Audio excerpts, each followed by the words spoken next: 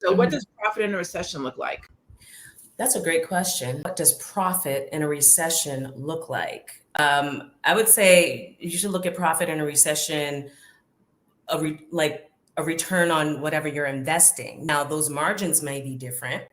And I think that when we're looking at a profit in a recession, going back to the books and being like, okay, well, I'm used to having a profit margin that's here, but if I have a profit margin that's less than that, am I still surviving? Am I still able to float? Just like kind of bringing it back to real estate. So real estate, and some people, I get calls for people saying investors know. They're like, okay, we're going into it's a buyer's market in most areas in the country, even in Boston and surrounding, it's becoming more of a buyer's market, meaning buyers have more opportunity and more opportunity to leverage and negotiate, right? So investors are calling me like, yeah, I want to get some multifamily property and things like that. I have clients who are on the fence, right? I don't want to buy because I'm scared of what the housing market's going to do. And everybody's been talking about this big recession or this big bubble that's going to happen in the real estate market, right?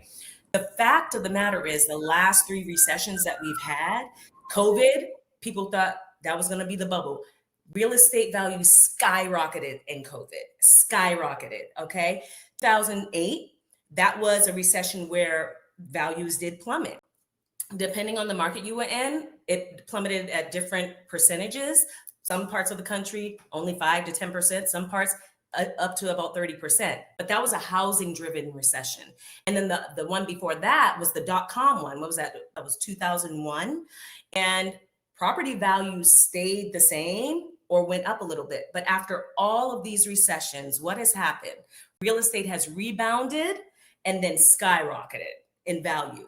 So, for people who are like nervous about it, be nervous if you don't have strong employment or a strong way to pay for it.